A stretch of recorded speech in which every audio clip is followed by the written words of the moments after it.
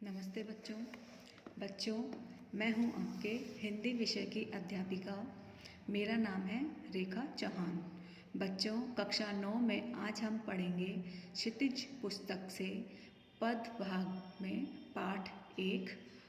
पाठ का नाम है कबीर।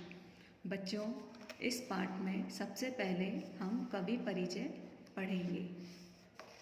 तो पाठ शुरू करते हैं।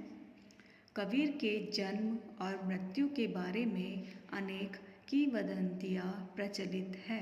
किंवदंतियाँ का अर्थ होता है अलग अलग लोगों के अनुसार अलग अलग मत। कहा जाता है कि सन 1398 में काशी में उनका जन्म हुआ और सन 1518 के आसपास मगहर में देहांत का अर्थ होता है मृत्यु।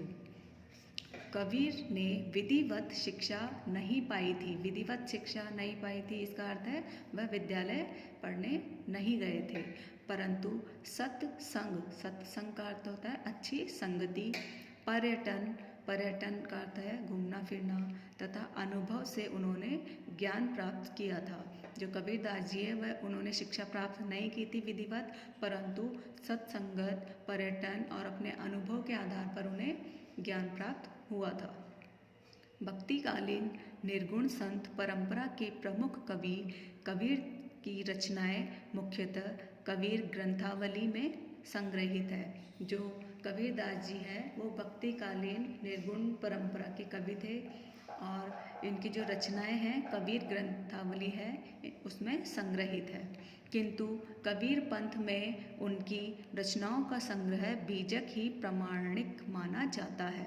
कुछ रचनाएं गुरु ग्रंथ साहब में भी संकलित है। इनकी जो रचनाएं हैं वो गुरु ग्रंथ साहब में भी है और बीजक में भी है। कबीर अत्यंत उदार, निर्भय तथा सद्गृहस्थ संत थे। राम और रहीम की एकता में विश्वास रखने वाले कबीर ने ईश्वर के नाम पर चलने वाले हर तरह के पाखंड, भेदभाव और कर्मकांड का खंडन किया है। मतलब इन्होंने अपनी रचनाओं में जो भी ईश्वर के प्रति भेदभाव होता है, लोग राम और रहीम के लिए भेदभाव करते हैं और पाखंड करते हैं और कई कर्मकांड करते हैं, उनका उन्होंने विरोध किया है। उन्होंने अपने काव्य में धार्मिक और सामाजिक भेदभाव से मुक्त मनुष्य की कल्पना की है। ईश्वर प्रेम, ज्ञान तथा वैराग्य, गुरु भक्ति, सत्संग और साधु महिमा के साथ आत्मबोध और जगत बोध की अभिव्यक्ति उनके काव्य में व्यक्त हुई है। आत्मबोध मतलब स्वयं के बारे में जानकारी और जगत बोध का अर्थ है संसार के बारे में जानकारी। तो इनकी जो कविताएं, रचनाएं हैं उसमें ईश्वर प्रेम, मनुष्य का ज्ञान, वैराग्य, गुरु भक्ति, सत्संगति, साधु महिमा बताई गई है। कबीर की भाषा की सहजता ही उनकी काव्यात्मकता की शक्ति है। जन भाषा के निकट होने के कारण उनकी काव्य भाषा में दार्शनिक चिंतन को सरल ढंग से व्यक्त करने की ताकत है। अर्थात उन्होंने अपनी जो रचनाओं में भाषा प्रयुक्त की है वह मनुष्य के निकट की भाषा है। साधारण सदुपकड़ी भाषा का इन्होंने प्रयोग किया है।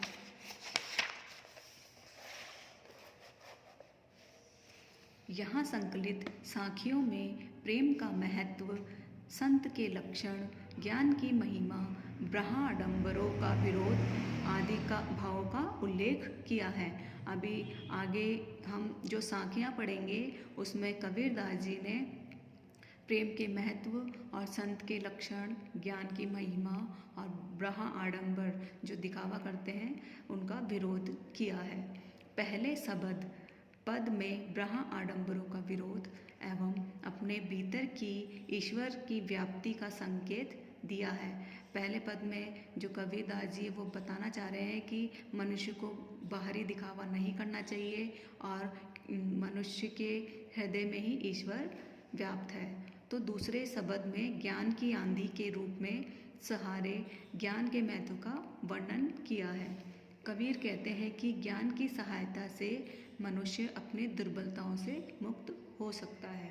तो पहले पद में मनुष्य को प्रेम और ज्ञान की महिमा, ब्रह्म आडंबरों का विरोध आदि बताया गया है, और दूसरे में जो ज्ञान की आंधी आई है उससे संबंधित बताया गया है। तो बच्चों, इस वीडियो में हम पढ़ चुके हैं कबीरदास जी का जीवन परिचय और पाठ परिचय। नेक्स्ट वीडियो में हम पढ़ेंगे कबीर द्वारा रचित साखियाँ।